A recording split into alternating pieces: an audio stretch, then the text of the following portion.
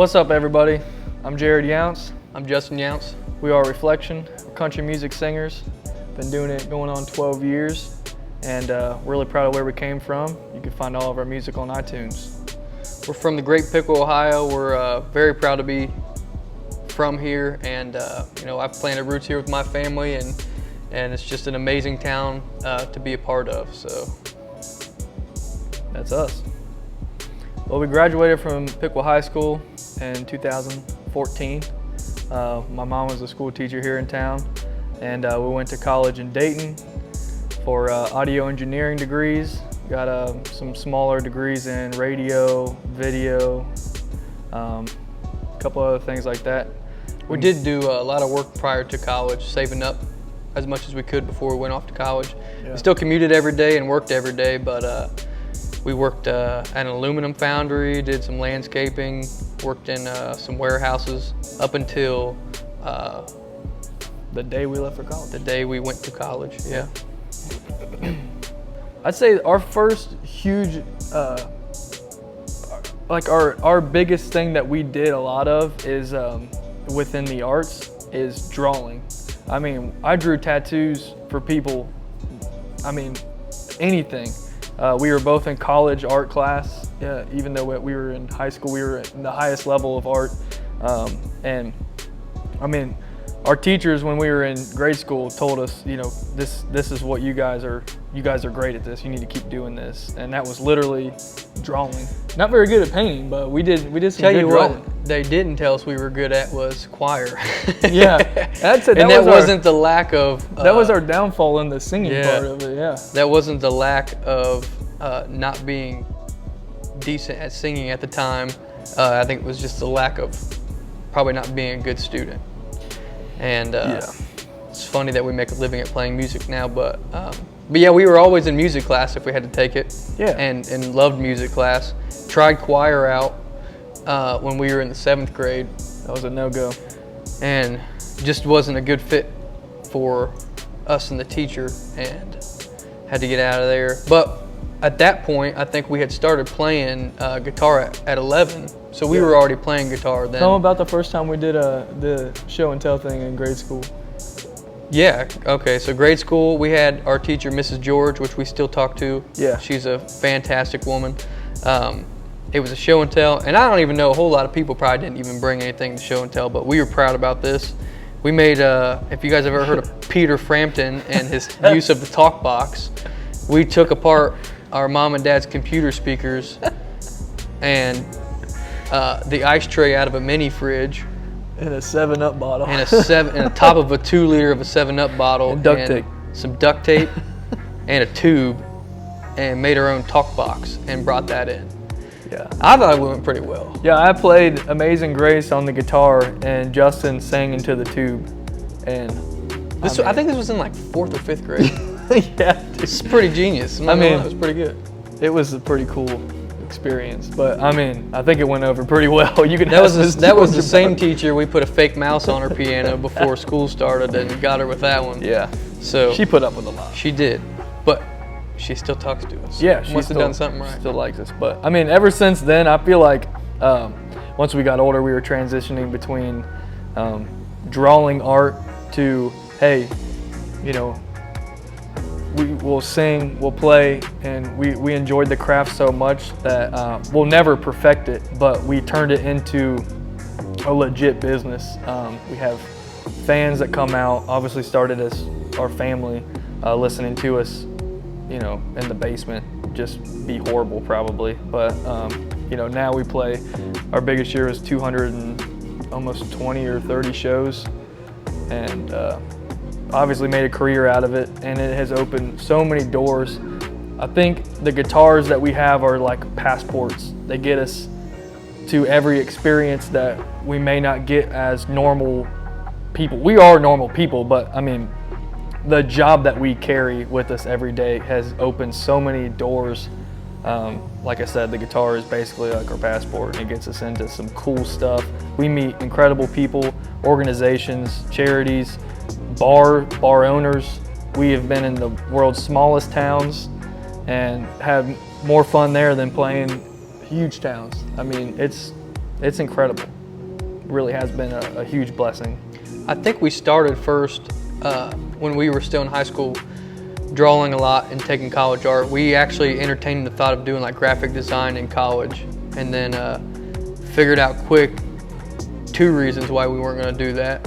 One, the price for graphic design degree was out of the question at that time, and so we've always had jobs at a young age, and was more familiar with physical labor jobs than anything else. So that's kind of what we always have done.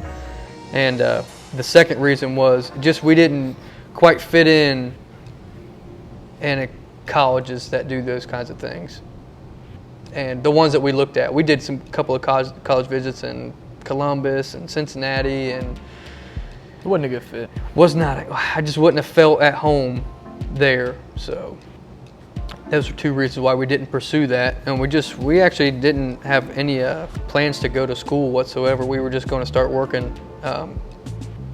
That's what we were going to do. Yeah. But Mom and Dad really liked education, of course, and they highly recommended us to get a degree to back what we want to do, because they're our biggest fans. They've pushed us in a direction that, I mean, we'll thank them every day for that. They're super hardworking. They pass down everything to us and our brothers and sisters, and they're amazing parents, amazing people. And if it wasn't for them, we wouldn't be anything at all. So, in a roundabout way, that's art.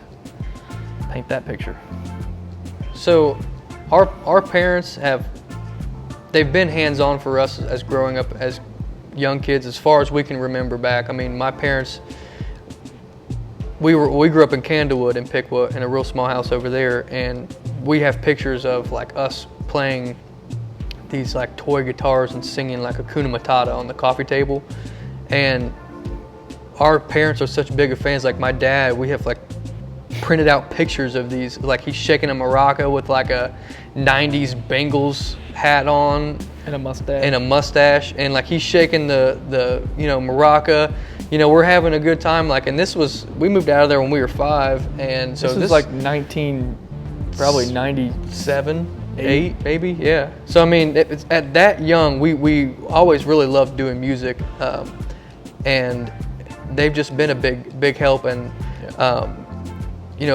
being boys growing up, our dad was like always there. My mom has been always there for us too, but our dad and our mom took the approach of like, we figured a lot of stuff out on our own, and they allowed that, and we wouldn't change anything of it. But whenever we were on the path that we wanted to go and kind of started getting away from it, my parents never told us what we should or shouldn't do. They just kind of like just bumped us back on towards, got our minds right to where we could keep ourselves on track. And yeah, they were really good at looking at, hey, this is what you want to do.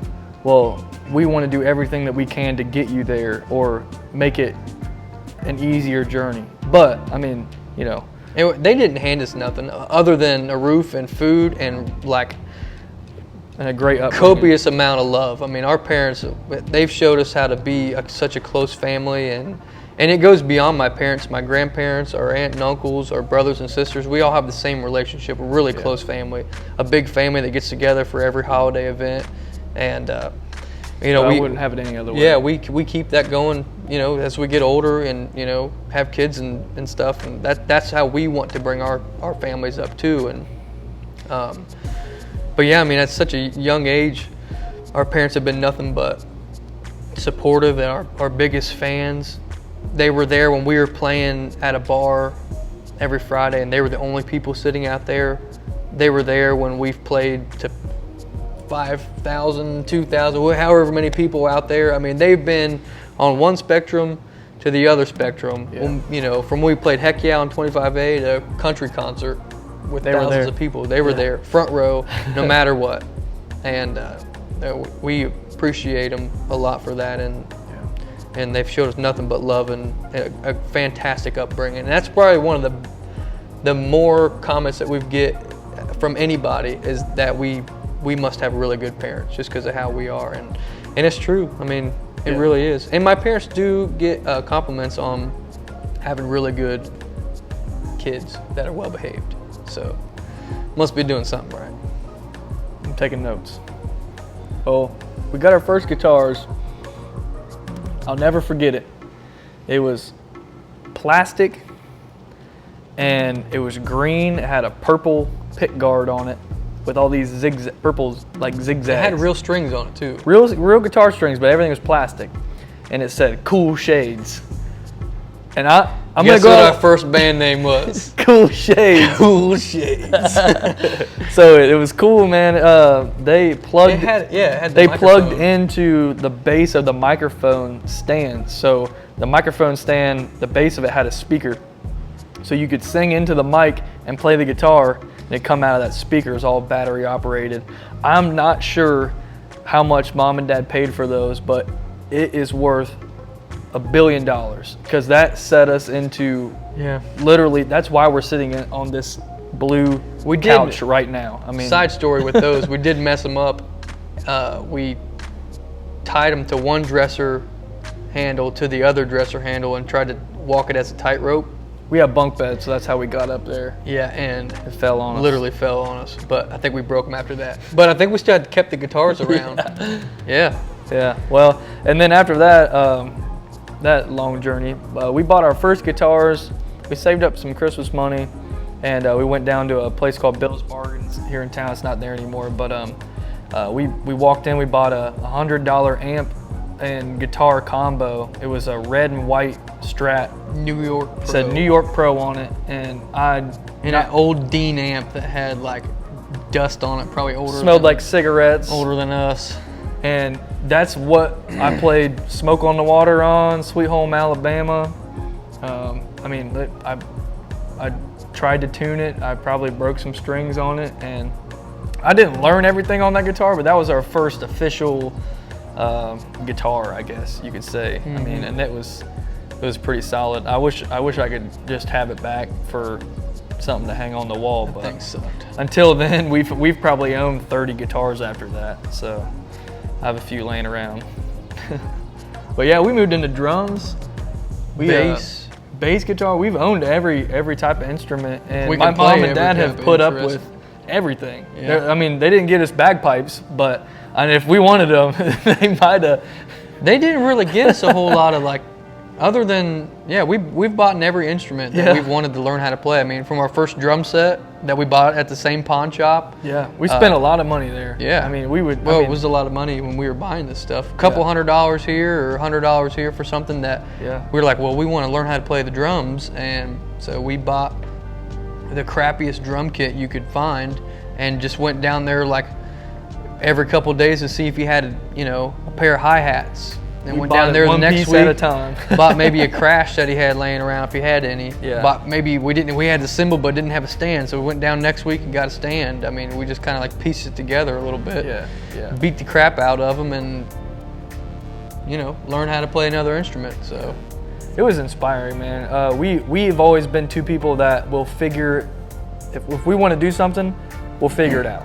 I mean, we're blessed to have a knowledge base around us as close friends and family of anything that we want to know. I mean, I've got people that know a lot about it. We could call any second of the day, they would answer it. But the kind of people we are is just figuring it out. So we made our stage out of a couple shoe benches. shoe benches that you tried your shoes on at Champs.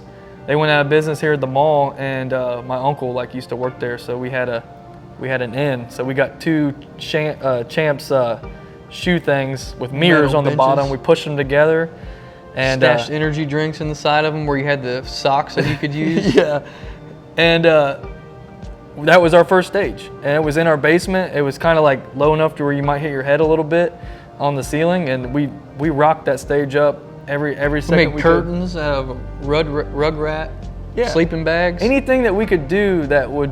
We watched people on TV. We watched. Like they had curtains in front of them. Yeah. So like, well, we need curtains. Well, we don't have curtains, but we got sleeping bags. We got a Rugrat sleeping bag that's We're red gonna on use one that. side. So that's what we used, man. That was it. And we just And figured it duct out. tape.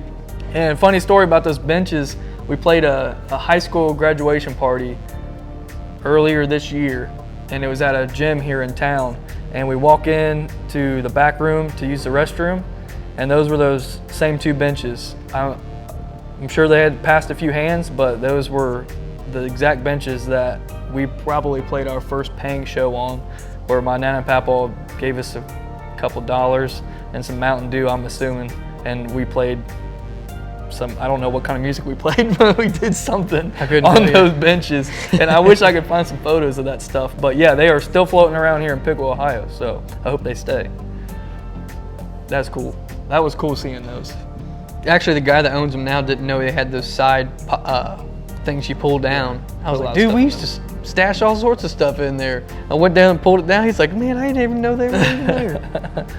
Yeah, that's cool, man. Yeah, we've came a long way, but I'd say the people who's been there the most is him and my parents and my Nana and Papa. They've been a big net for us to, every time we fell, man, they catch us and put us right back up. Or if I'm having a bad day, you know, that's his job of bringing me back up. And same with my mom and dad and Nana and Papa too. They are incredible, just loving parents and grandparents and good family. Our main influence on like an instrumental standpoint is the guitar. That was our first instrument we played, and then who kind of came along in our lives, and it's a great family friend, is BJ Brown. He played at my mom and dad's wedding with a mullet, and he was like just iconic, and he is incredible. He started about the same, he's in his 50s. So he's older than us, but he started about the same age that we started playing out, 13, 14 years old. He knew what it's like when being this young starting out, because he did the same thing. So. Every time something would break, we take it to BJ if we couldn't figure it out. And we bought a guitar and didn't know how to tune it, and we took it over to him to put new strings on it. He showed us how to tune it. That's how we know how to tune a guitar now. And he didn't even use a tuner. The dude is like, he's incredible, man. And great guitar player. Extreme, incredible at singing. He's got super good patience. I mean, he's set our sound system up and tore it down multiple times because we didn't know we were or kids. Showed us how to hook it up before the show, and he'd come over and we would just jam. And I mean, we bought more of his equipment off of him, and we didn't have something. He was always buying and selling something.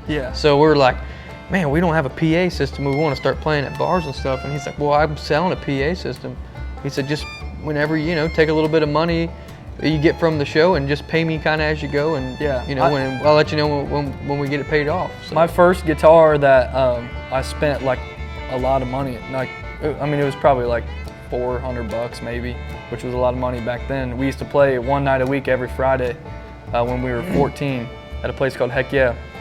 And we play like for tips, or we do like a couple paid gigs every now and then, and that's how I would pay BJ every Sunday when we go to church. I give him money, and because he played every weekend and always played guitar at church every Sunday. So if he was out till 2 o'clock in the morning, I mean, I'm not joking, he would be there Sunday morning playing lead guitar for church. We're big church people, so we looked up to him for that, for playing guitar, for being super patient with us, and he lives a couple minutes away. Showing us the ropes on getting started, and always like helping us get started with something. So locally, he's been the only person that we've ever looked. We don't. Our family doesn't play music. We don't have anybody playing guitar other than our cousin. It's a hobby for him, and he's good and stuff. But we don't have anybody that goes play shows for people, and he was that person. We wanted to play guitar, so we learned how to play guitar. We wanted to go on stage and play for people. Well, he did that, so we would go to his shows. And there is probably a picture floating around of we went to Piqua had a Halloween costume party or a competition thing or something. Our parents took us down, and we dressed up as Woody from Toy Story. And when we left there, we went to a bar and pulled up chairs right up to the stage while BJ was playing. We were probably like 4 or 5, and just watched them all night until we couldn't be in the bar anymore. I was amazed on how he played the guitar. I didn't know what it really was or how you did it. I just knew I wanted to figure it out. I wanted to do that, what he was doing. He was so good at it. And he tells that story great because he was like really creeped out about like twins dressed up the exact same as Woody. sitting like really close Like, to him. yeah, I mean, it's like right in front of the stage. I'm sure drums, amps. Oh, so loud. And we're just soaking it in. I think my parents probably realized then that, you know, there might be something that could come out about this. You know, and then like, I would say like other inspiration as far as like artists goes, like our parents always had really good CDs laying around, like Alan Jackson, Garth, Brooks and Dunn, you Reba. know, all of the people that we listen to still today, and you know, and we play some of their covers because it's songs we wish we've written. You know, they're just, you know, old Brooks and Dunn CDs. I still listen to them in the truck.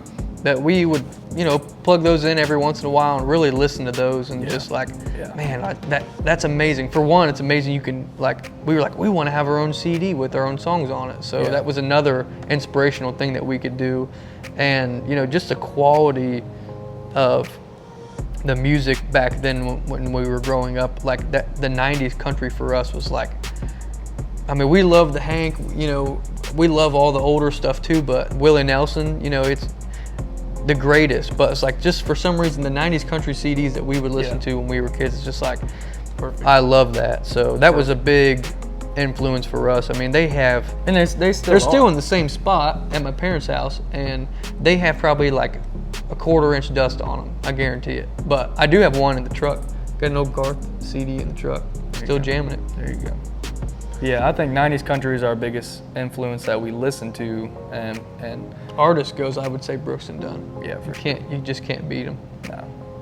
Yeah, our dad has been a big influence for us on numerous occasions, but he did own his own business with his dad for like 20 plus years in photography, and we grew up as kids, like that's what he did. He was a photographer at a studio. He had a studio in Troy, and senior photos, sports photos, weddings on the weekends,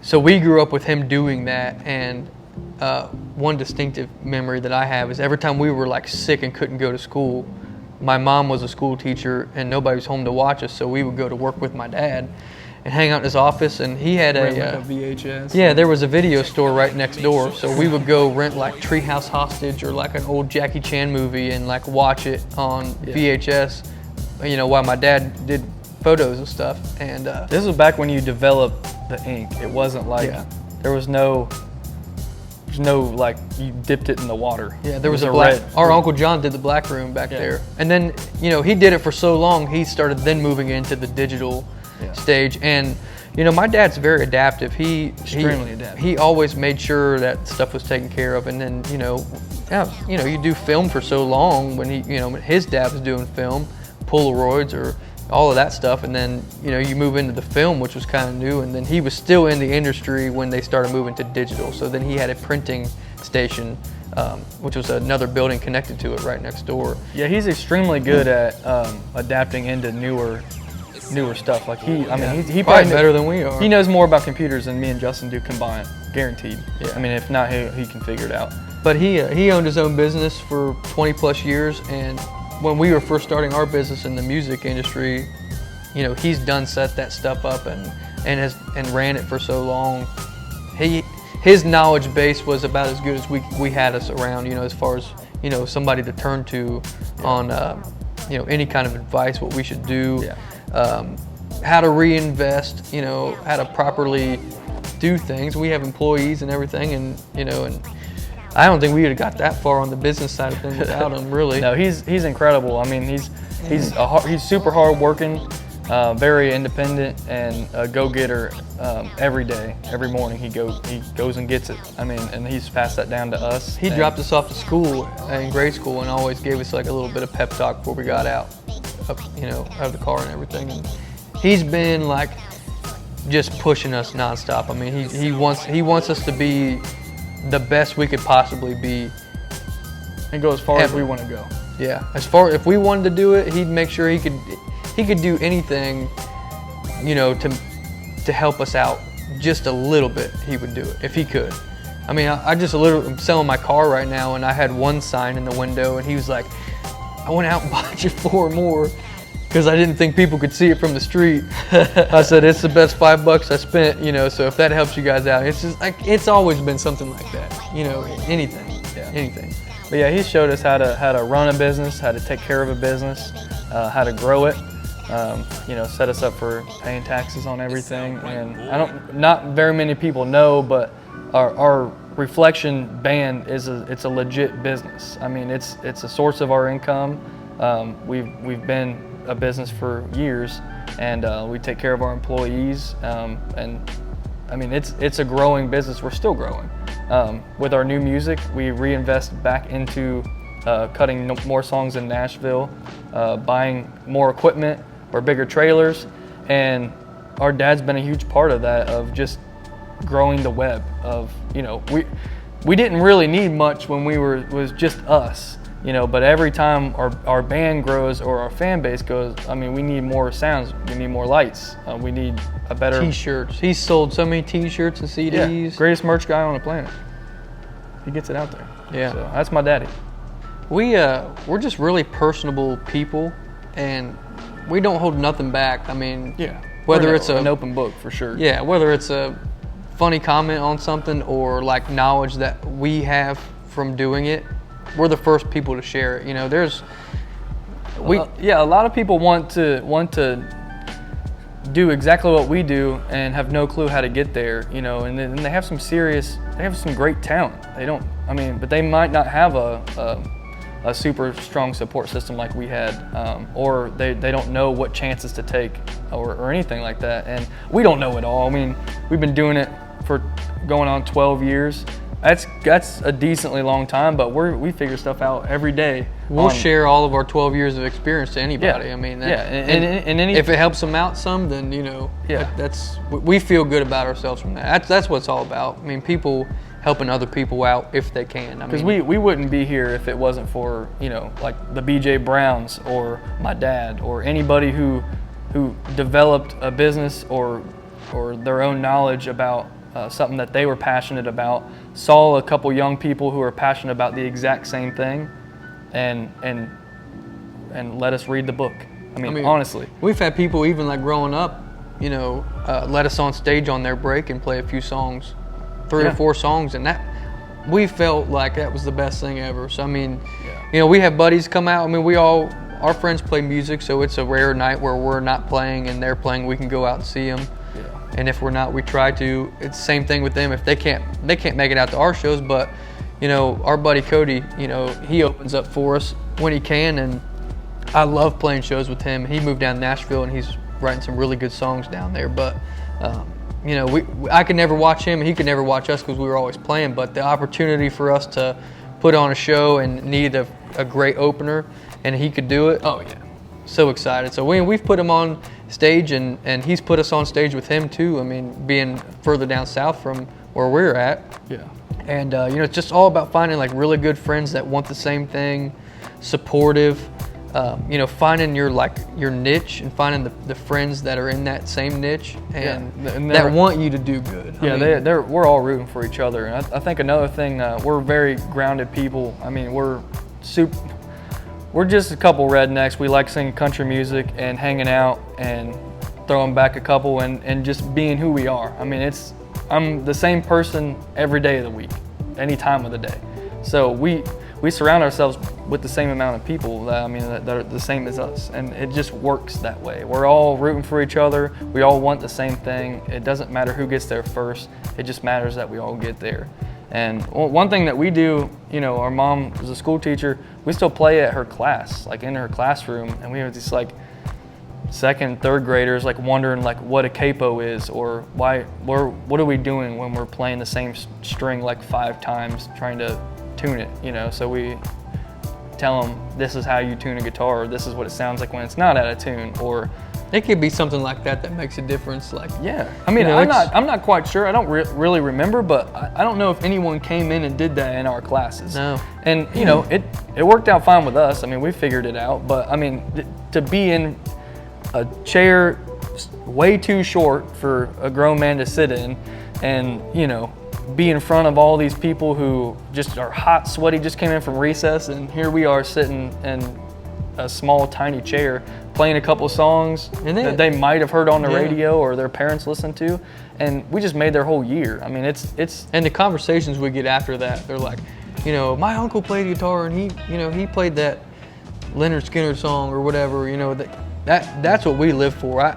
You know, unfortunately, we're not around a lot of young people like that. So we get this definitely once a year, maybe twice a year if we can do it, and go play for my mom's class. But one cool thing that did happen this year, we got to play for 2 different schools via Google Zoom or some kind of video thingy. I don't know. Yeah, they put us on the smart board. So we were through every class, like in Washington School, which was our old school. You know, so that was kind of cool. We got to play for the whole school, but we weren't actually there, and which I'd have preferred to just play for the whole school there, but that's just how it had to be this year. And we played for Spring Creek School too. You know, we weren't able to go in to play for my mom's school yet. Hopefully we can still make that happen this year. But it was so cool. I mean, and it was cool that they reach out to us to do these kinds of things, because they know the type of people that we are, and that we, you know, I live for that stuff. I mean, for just to have the opportunity to play for a bunch of, you know, grade school kids is on a Google video thing was pretty cool. Yeah, it was awesome, man. And plus, we took a day off of our regular jobs too, so bonus right there. But yeah, we love hanging with the kids. They had questions. I'm not sure why they want to hang out with us, but they love it apparently, because we keep doing it, and it seems they're to be singing "This Small Town" like. I mean, it was pretty cool. It was.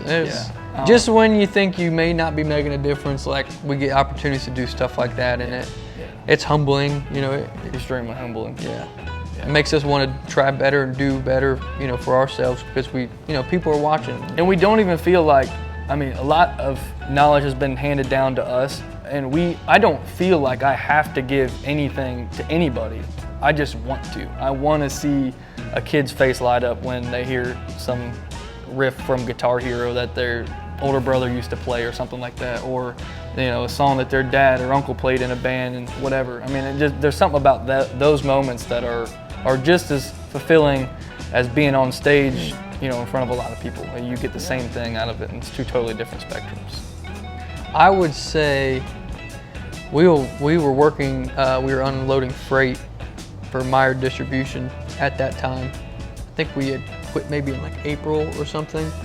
And we've always, like, our music wasn't ever on the back burner, but you know, as younger kids, because we still lived with our parents and the bills were minimal. And when we graduated college, you know, you just go out and work. That's just what you do. And so we got hooked into that job, making like decent money. Yeah, I mean, but we were working 12, 14-hour days. We were up 6 days a week. We were up at 4:30, 4:45 in the morning. Didn't know when we'd come home. There's some days I didn't see the sun. I went in when it was dark and got home when it was dark, and it was. That's when our music started going on the back burner. Yeah, and we realized, man, the opportunities that we've put ourselves in the past years is slowly just going down. Yeah. And then we get people like, well, when are you guys playing next? It's like, you know, damn, we've been working, you know, nonstop.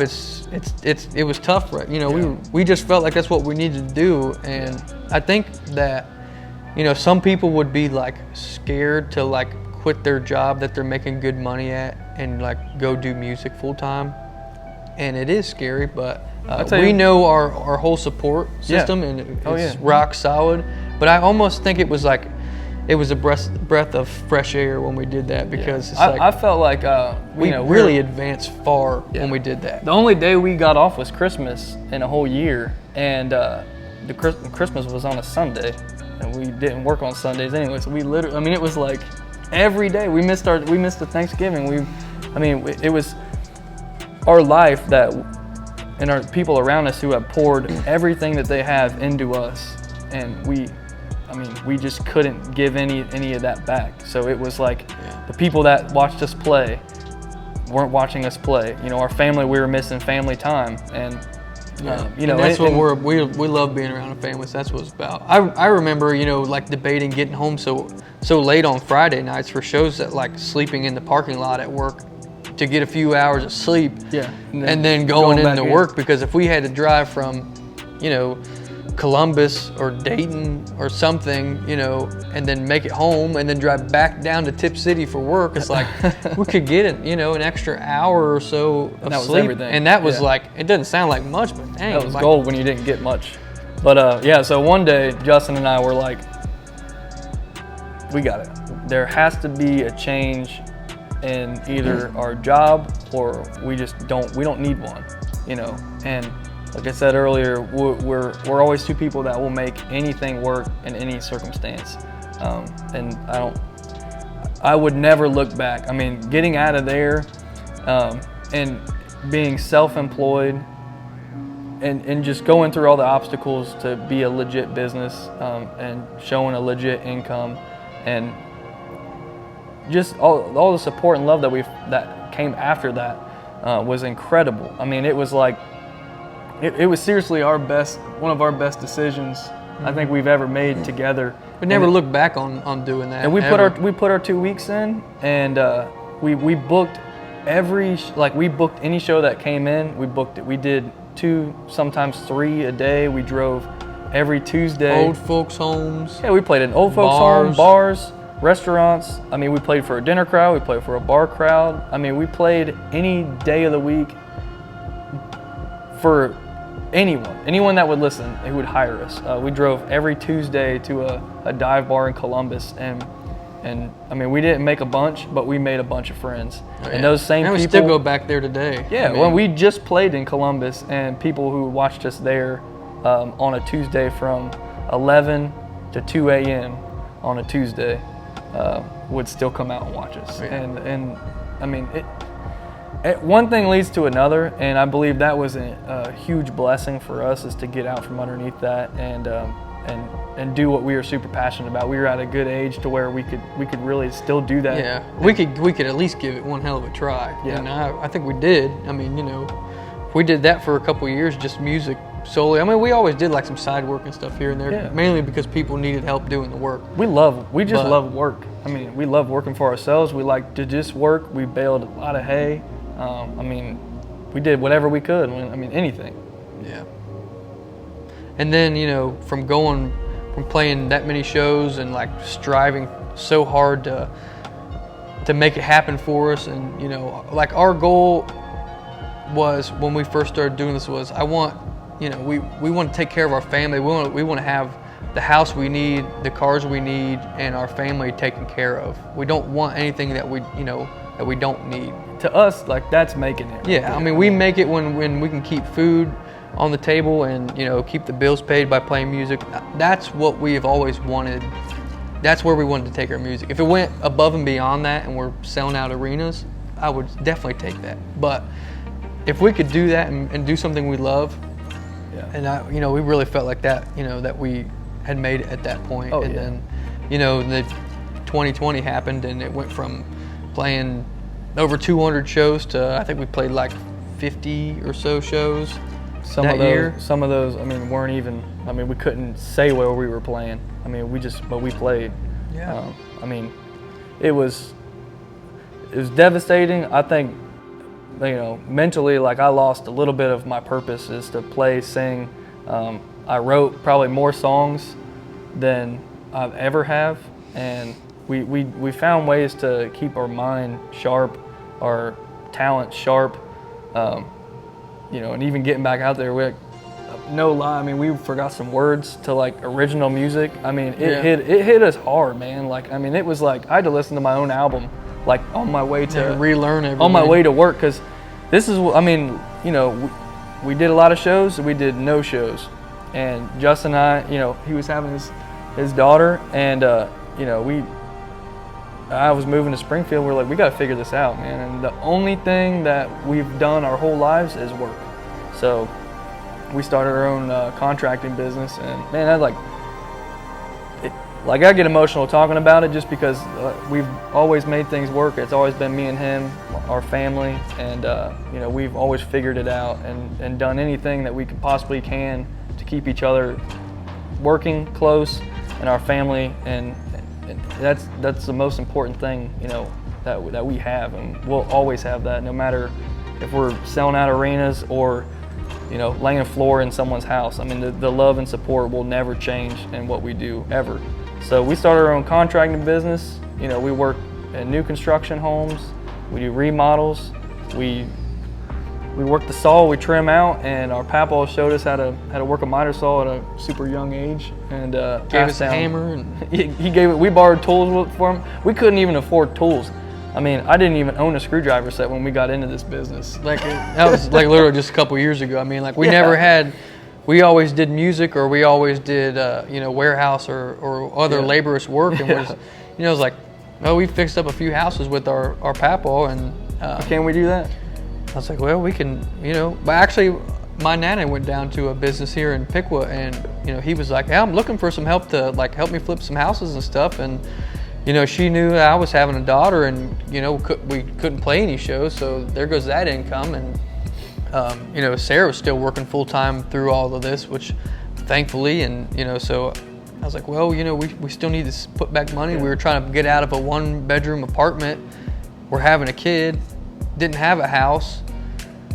I was like, you know, how do you, I didn't really know how it was going to go, but I just knew, you know, that it was going to be okay eventually. And there were some rough patches through there. I mean, you know, we worked real hard to get at where we're at, and, you know, we still do the contracting stuff today.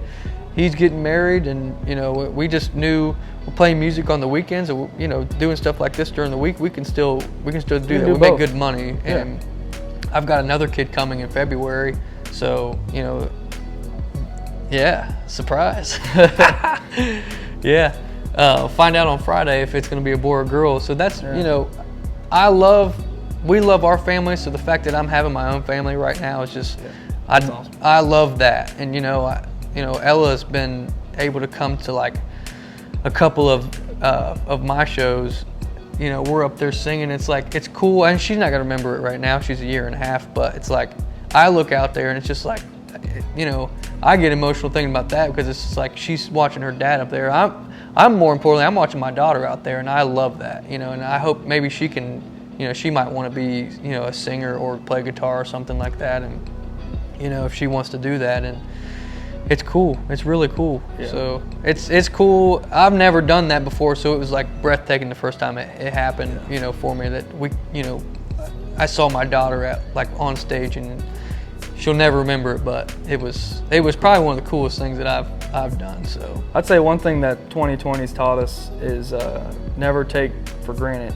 Every time your boots hit the stage, you may not know when it could be your last time hitting the stage. I mean, we put on a performance every single time, like, legit, it's gonna be our last performance. The first show we did back from that, they had the venue turned the lights on us and told us that we needed to quit playing. We were done. We were probably way past an hour of when we were supposed to stop. Obviously, we were just having so much fun up there. The people wanted, they didn't leave. I mean, we were all still there, but they're like, it's like inching towards 2 a.m. I think we were supposed to stop at like 1. Yeah, or 12:31. Yeah, and they flipped the lights on. I was like, it was cool. Then we got done playing, we packed everything up. It was like we never missed a beat. We forgot some words. Yeah. But, you know, we played our butts off that night, because it was so long since we've been in front of a crowd. Yeah. And I was like, I didn't want it to end. I didn't want it to end. Yeah. Our whole band was like, we're not done yet. There's got to be something that we could play again. But like I said, you know, the biggest thing that 2020 taught us is, you know, love your family, keep them close, and never take for granted anything that you do or are passionate about. I mean, you know, it's up to you on where you want to take it, but it could be up to someone else on when it's your last time doing it. And we saw that, and it was a shock to everybody. And we found another passion, which is, you know, doing contracting work, and we both are very blessed to just know how to put a hammer and put in a nail. I mean, like, it was one of those things where that's what we had to rely on. That's how we. That's really the only reason we made it. Yeah. The only reason, you know, you got a new truck and is getting married. The only reason I was able to, you know, have money to put down on a house for my family. Like, that's, you know, it wasn't the music thing. The music thing, you know, it at that point was pretty much non-existent. It was going to work and, you know, fixing up houses and figuring out stuff we didn't know how to do. And, you know. I remember, you know, like probably about halfway through this where we were not on the very, like, we were not being very optimistic. We released a single called What's on the Inside, which was one of our favorite songs that we've written. In June. We released it in June, and stuff still wasn't even open then. So, but we knew, we were like, this song's getting released. We may not be able to have a release. We had it recorded. Yeah. It was done. The artwork was done. I remember talking to our team in Nashville, and the guy who was designing the cover art was just like, you know, he was like, I can't believe you guys are doing this. I'm like, listen, man. I was like, you know. There's people out there that want us to release music. They want to hear what we have. They want to hear it. And he was kind of surprised. I'm like, listen, I was like, just because our business is going down, you know, with playing shows, I said, yours doesn't have to. I was like, you know, no, in no sense we're swimming in money, but at that point, it was very slim. We weren't drawing an income. We were working hard. We were working days, nights. We were painting houses at like 3 in the morning. Yeah. I mean, like, we would go play a show and go back to painting the house after. I mean, we did stuff like that because we had to. I mean, had to. But yeah, he was like, I can't believe it. And, you know, and we, you know, we worked together, and that's he's taking care of us, and same with our producer. And I wouldn't never stray from having those guys on our team. It's just something like we like to be working with the same people. We find, you know, like our producer in Nashville. Right now, wouldn't go anywhere else. He's done, you know, he's been there for us. You know, he's recorded really great music for us, and has always shared his ideas and brings a lot to the table. Happy for us. He's a real go-getter when he's on our team and stuff. And our graphic design guy down there, you know, same thing. We like working with familiar people. I don't want to have to go find somebody else to record or go find somebody else to do the artwork. We're already working with these guys, and it's nice to have a familiar face, basically. And that's kind of, you know, how we do business. And not saying everybody needs to be your friend, but it makes stuff a lot easier when we got stuff in common and, you know, common grounds to be on, other than just business. You know, it's nice. Yeah. Which little shameless plug here. Our next single, Dive In's, coming out September 23rd. I don't know when this is going to air, but could already be out.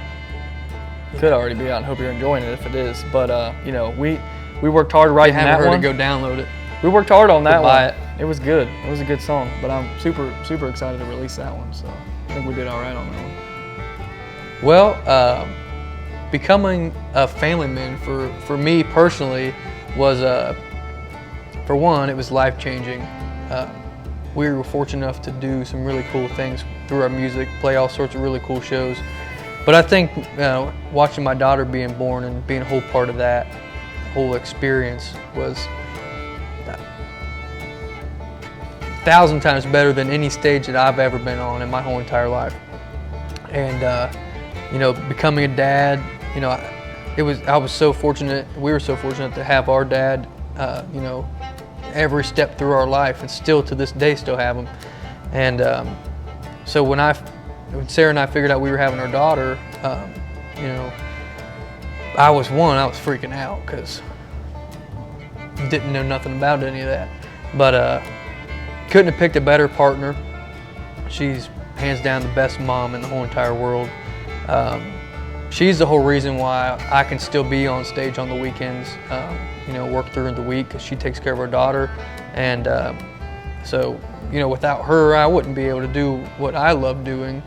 And, you know, and what I wrote songs about, like the way I was feeling, you know, at a young age doing it. Younger age, I guess, there were so many beer drinking songs, and you can't beat a beer drinking song. I love you just beer can't. drinking We just song. released one, September 23rd, if you haven't listened to it. And you know, it's just you can't beat them. But you know, at that point in my life, I'm like, you know, I'm gonna raise a child. That makes me feel a certain way. Let me try to put the pen to paper here. You have to write about that and figure some stuff out. I'm personally sitting on just some really personable songs that's all about, you know, from when we first found out that, you know, we were having Ella, like, where are we gonna put her? You know, we're in a 1-bedroom apartment, you know, where are we gonna put her? You know, that's just, that's one of the songs. And then, you know, another song an idea that popped in was like, I'm gonna be passing things on to someone, like my parents have passed stuff on to us. And that's crazy. Like somebody that is, you know, they're gonna look, you know, she's gonna look up to her mom and dad, and that's just, it's the best thing that I've ever done my whole entire life. And I had to get some songs out just because it was eating me alive. I remember one night specifically, I was like, I can't go to bed until I was laying there with Sarah, and she had to wake up for work, and I did too. And I was like, I got to get some stuff on paper. I just can't fall asleep. So I sat out in our dining room and just wrote a whole entire song, and finally went to sleep because I was like, I couldn't go to sleep without it. But it's been a blessing. You know, we have our second kid coming. We own a minivan now. Shit's getting real. But but you know, it's being a dad is the best thing I've ever accomplished in my whole entire life. I mean, if it was a full-time job and I got paid to do it, keep the lights on, love it. Yeah, love it.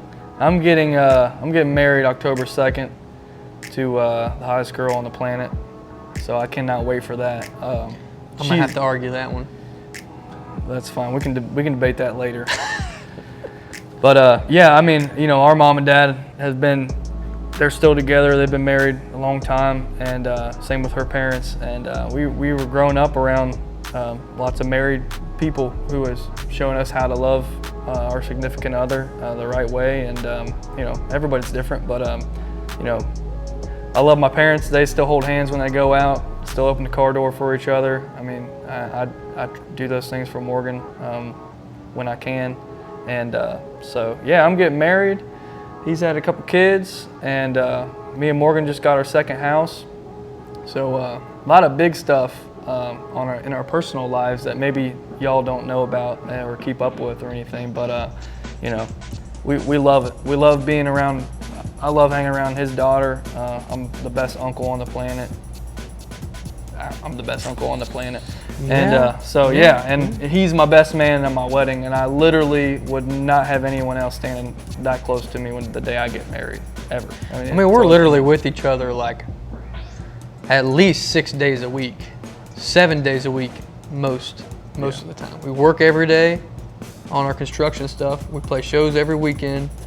You know, with the doctor's appointments for Sarah and I's next kid, you know, we can't bring Ella, and so he babysits her in the morning, and you know, we're on the same work schedule anyway, so it does work out. But you know, we're thankful enough to love each other as much as we do, to literally be with each other non-stop. And people are like, man, isn't that too much, you know? And it ain't. We just make it work. You know, he makes his living because I make my living, and we're responsible for making sure we keep the lights on in our own house. And so, you know, we're doing pretty good. That's cool, man. That's a family man. Check it out. Boom. So that's us now, family men. Family men. I love that. That rings. Family man driving a minivan. Yeah, dude. I feel like this could be the shortest question to be answered. What would the world be without art? Yeah. It would be dark, gloomy. Not that gloomy days aren't art. There would be no color. I tell you that.